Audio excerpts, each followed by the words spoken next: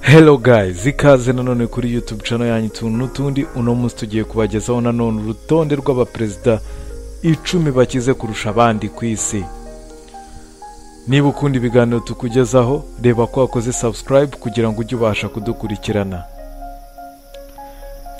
Ku mwanya wa 10 rero turahasanga umwami wa Monaco Albert wa kabiri, ahafite asaga miliyari imwe y'amadolari. Ku mwanya wa 9 rero turahasanga umwami wa Maroc Mohamed wa gatanu, ahafite asaga miliyari 2.5 z'amadolari. Uyu nguyu cyane twanamugarutseho ku rutonde twigeze kubakorera rw'abaperezida 10 bakize kurusha abandi muri Afurika, aho yaje ku mwanya wa mbere.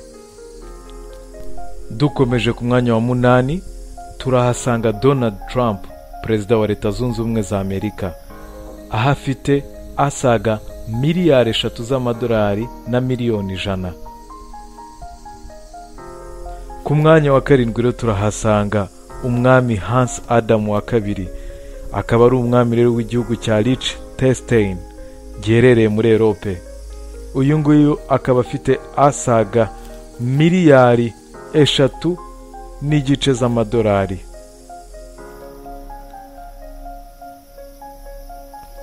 Ku mwanya wa 6 rero turahasanga perezida w'igihugu cya Korea y'Amajyaruguru Kim Jong Un, akaba afite rero asaga miliyari 5 z'amadolari.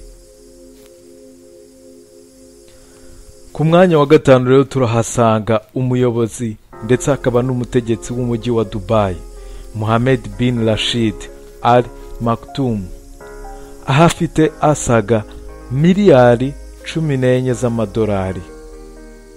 Ku mwanya wa 4 rero turahasanga perezida wa Leta Zunze Ubumwe z'Abarabu Khalifa bin Zayed Al Nahyan, ahafite asaga miliyari 18 z'amadolari. Ku mwanya wa 3 rero turahasanga umuyobozi w'igihugu cya Brunei Hassan al-Bolkiah, ahafite asaga miliyari 20 z'amadolari. Ku mwanya wa 2 rero turahasanga umwami wa Thailand Maha Vajiralongkorn, ahafite asaga miliyari 30 z'amadolari. Umuyobozi uza ku mwanya wa mbere rero ku bakize ndetse batunze kurusha abandi ku isi, nyuma yaho tumaze kubagezaho urutonde duhereye ku mwanya wa 10, uwa 9, uwa 8, uwa 6, uwa 5 kumanuka kugera ku wa 2, akaba nta wundi, akaba ari umutegetsi utinywa w'igitinyiro gikomeye cyane ku isi, akaba ari n'umutegetsi kandi ukunze kugarukaho cyane mu bitangazamakuru nk'ibisanzwe.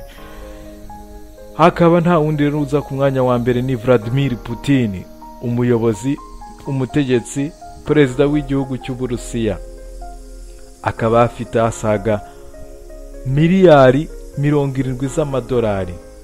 Bitangaje cyane kuko harimo ikinyuranyo kinini kumukurikira ku mwanya wa 2 ufite asaga miliyari 30, hakaba harimo rero ikinyuranyo cya miliyari 40 z'amadolari. Bikaba bitangaje cyane. Nahangaha rero tusoreje ikiganiro cyacu cy'uno munsi. Niba ukunda ibiganiro tukugezaho, reba ko wakoze subscribe kugira ngo ujye ubasha kudukurikirana.